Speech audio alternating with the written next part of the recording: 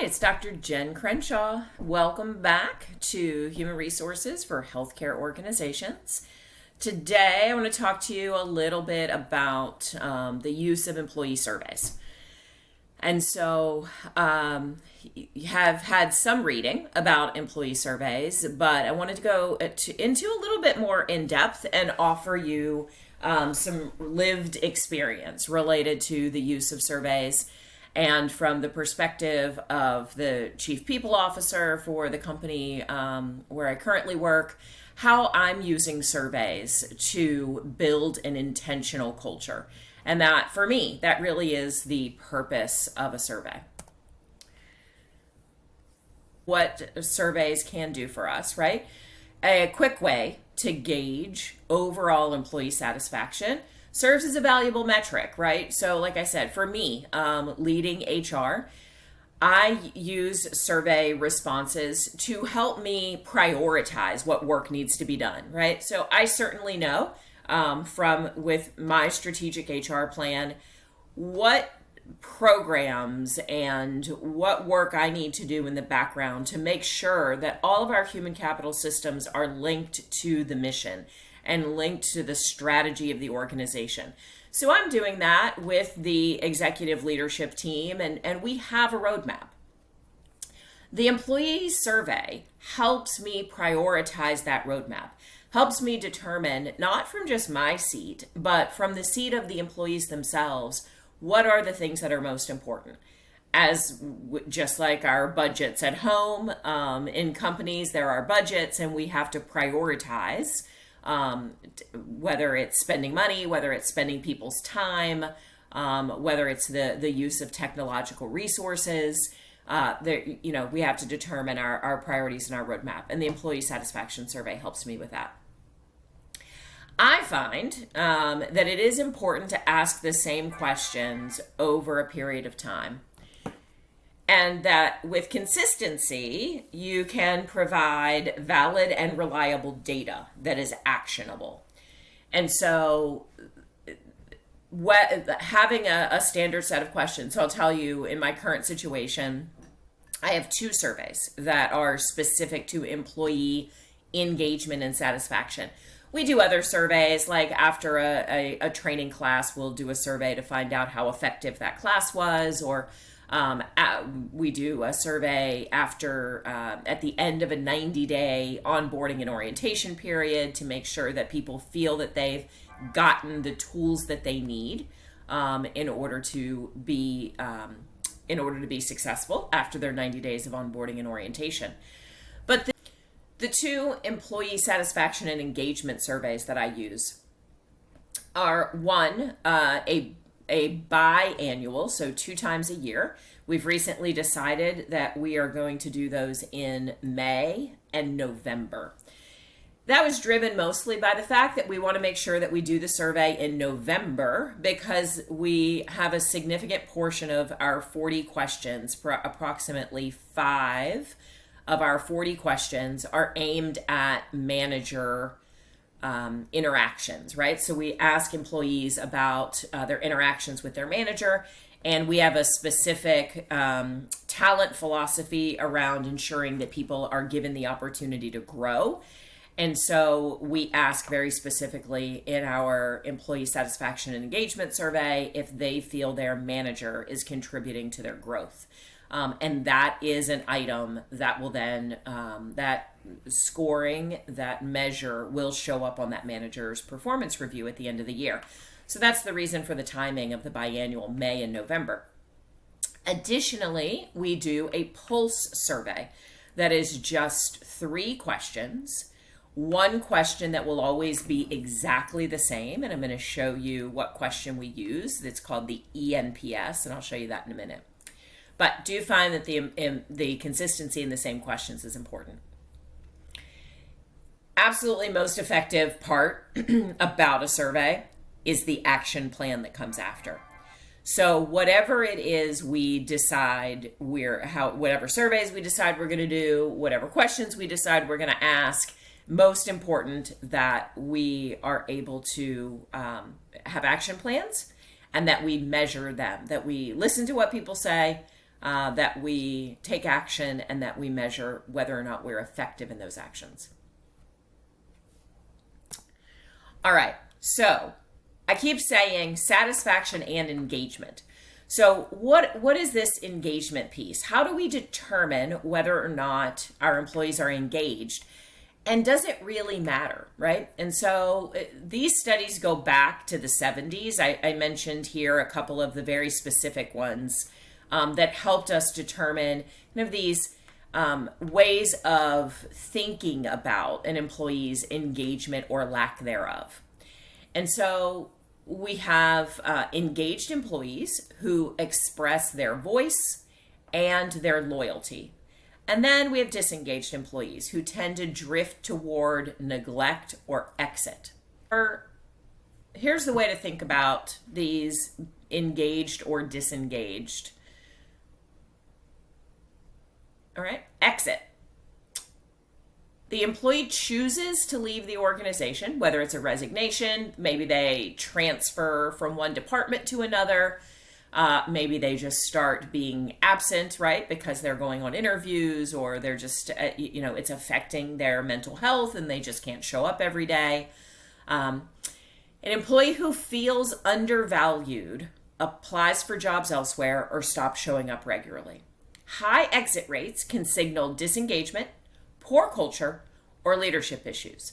Monitoring turnover and conducting stay or exit interviews are key interventions. So currently, we are not doing specific exit interviews, something that we are going to implement in the future, but have not determined the absolute best way to do that yet in order to get the most meaningful feedback. The second would be voice, right? So this is an active, constructive behavior from our employees that can bring about positive change. The employee actively tries to improve the situation by communicating concerns or suggestions. They give feedback on workload, suggest process improvements. They voice constructive engagement and constructive ideas, right? This culture, the culture that encourages voice, right? One that is psychologically safe, one that has transparent leadership, is more likely to retain talent longer and innovate more. I think that feels like common sense to you guys, right? And then there's loyalty, still constructive, but in this case, more passive, right? The employee remains supportive and hopeful that conditions will improve. Even without taking immediate action, right? They stay patient through a rough transition. They defend the organization to others, and they wait for leadership to act. Loyalty can buffer against turnover. But over time, if issues aren't addressed, loyal employees may shift to neglect or exit, right? So it's definitely important that you still monitor those loyal employees to make sure that they're staying constructive and that they still see the organization as worth standing up for, worth being loyal to. And of course, neglect, right? Neglect definitely being the most concerning. I would rather have somebody exit than to stay and quit. Maybe I should say than to stay and neglect. Neglect is just what you'd think, right? It's a passive, destructive behavior, performance declines, there may be disengagement, absenteeism. They withdraw psychologically, maybe reduce effort, maybe don't care so much about their quality of work. This is often the most costly form of disengagement. Neglect hurts productivity and morale before it's easily visible. Okay, so how do we find out whether or not these different states exist? I mentioned a few minutes ago using the employee net promoter score. This is one of the ways, probably one of the easiest ways, right? Your employees will answer the question, how likely are you to recommend employer as a great place to work? And then they rate you somewhere between a 1 and a 10, with 1 being least likely to say that I find this to be a great place to work, And a 10, absolutely, I think everybody should work here or in an environment just like this one because this place is great. And then the way you get the actual score. So that's the raw data, okay? Like how likely are you to recommend employer as a great place to work? You get those scores and then you subtract the detractors. You subtract detractors from promoters, right? And so, and then you take that product and multiply it by 100 and that gives you your score. And so, what are we looking for in terms of scores, right? So if you take your promoter minus your detractors and you multiply it by 100 and your score is above a 50, that is considered excellent. 30 to 50, very good. This is above average, indicating a positive and engaged work environment where most employees are promoters. You'll see the progression. If you get below 0, you need improvement, right? Indicates that detractors outnumber promoters, suggesting widespread dissatisfaction. So it took me a little while to get my head wrapped around that a 50 could be an excellent score. But remember, what we're looking at here is that any positive score means that there are more promoters than detractors. Then we have to ask ourselves, let's go back for a second. What about these passives? What about the folks that rate us a 7 or 8? A company with passives isn't necessarily in crisis. But these folks are not their raving fans either. And so one of the great aspects of using this tool in particular, you can ask this question on your survey and use a different rating scale. But the reason using the net promoter formula on a 1 to 10 scale and looking for these passives, lots of research it went behind, right? This originated from a customer loyalty research, and you can take a look into it to understand more about how the research behind it. But this helps us determine again where to focus. You'll see a theme. I'm constantly thinking about how do I prioritize? Where should my focus be? Because if I don't listen to my employees, if I don't look for where the team is telling me we are most falling down, whether we're not realizing our mission, we're not realizing our value proposition to employees, then this is our opportunity to make improvements. So I want to move these passives to promoters. I want to avoid having my passives slip into detractors, right? I want to avoid having them become that neglect. Okay, so I want to take a minute to walk you through a live example of what is happening with our pulse surveys currently. So originally, I told you, we're doing 2 employee satisfaction and engagement surveys. We're doing the biannual twice a year.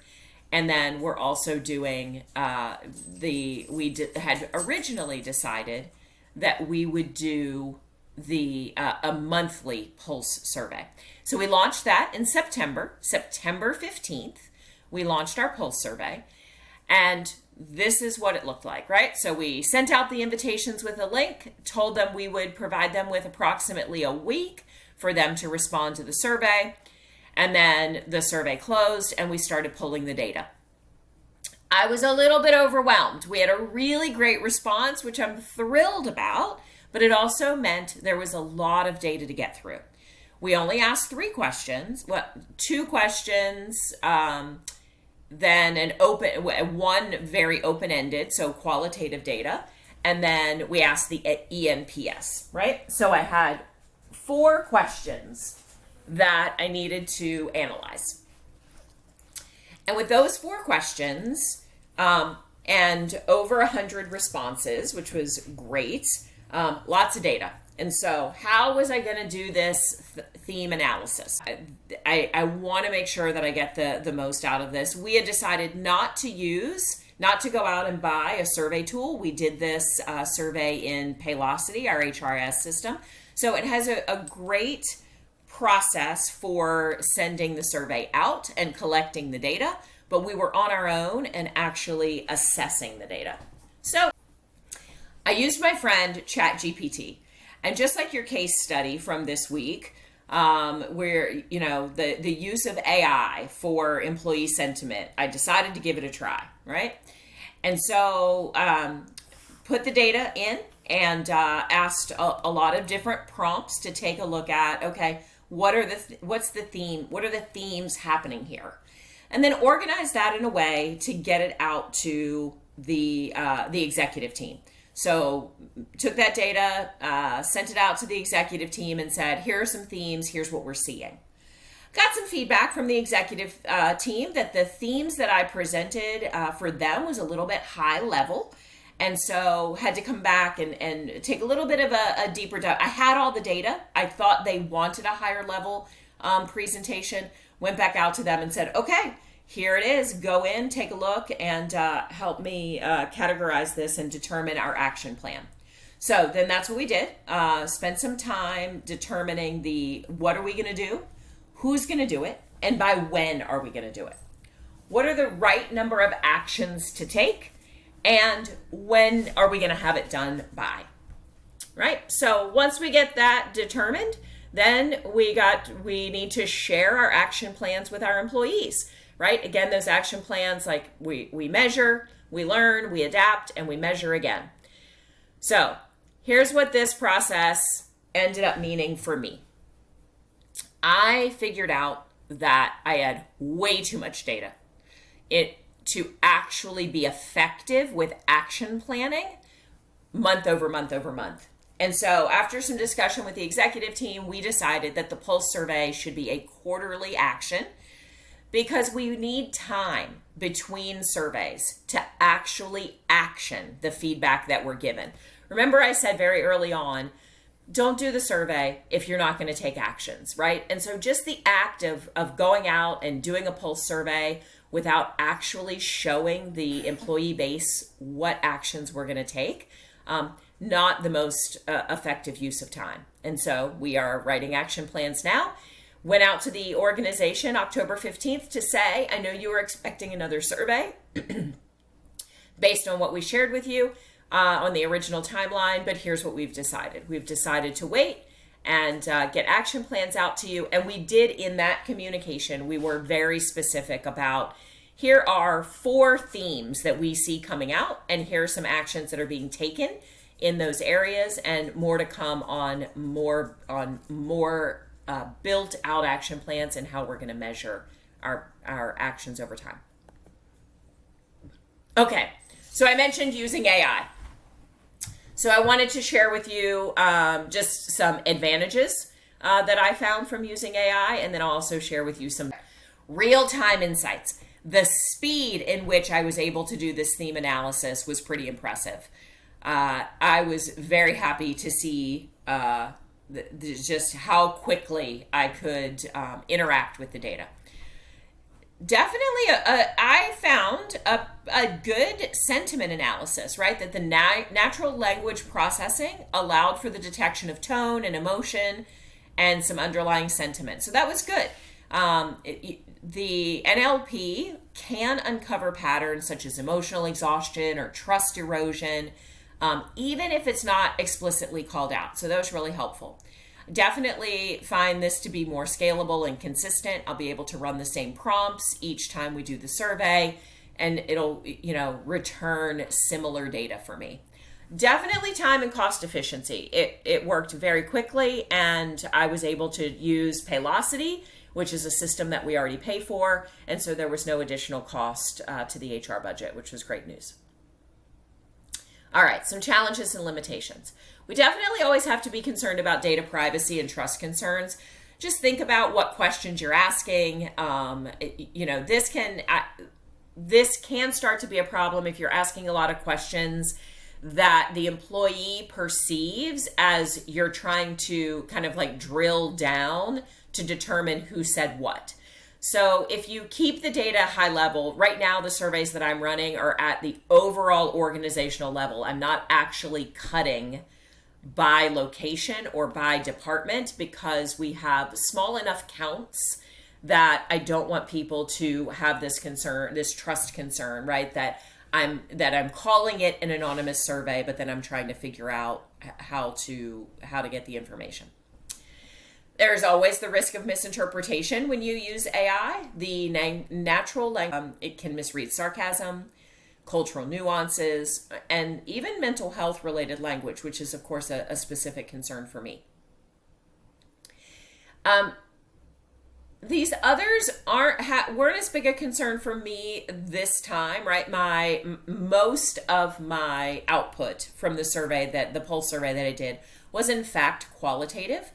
And so I'm definitely want to remember, right, that AI can identify what is happening, but you still need that human interpretation of why to understand the why that it's happening. And that's also where it comes into play, like bringing the entire executive team in, right, to the analysis. I don't want to oversimplify, right? There might be things happening behind the scenes in the operations team that I just don't have visibility to. And so I'll read a comment and I may understand it one way, but when the COO reads it, understanding all the background of what's going on, she may see it completely differently. And you always want to think about like how complex is the implementation tool. In my case, I'm going with very easy, user-friendly tools. Do not have all the bells and whistles and the whiz bangs, but that's okay because it's also not complex. All right. Well, thank you for tuning in today. I am looking forward to reading all of your insights on the use of Amber AI for employee engagement, and see you in the discussion threads.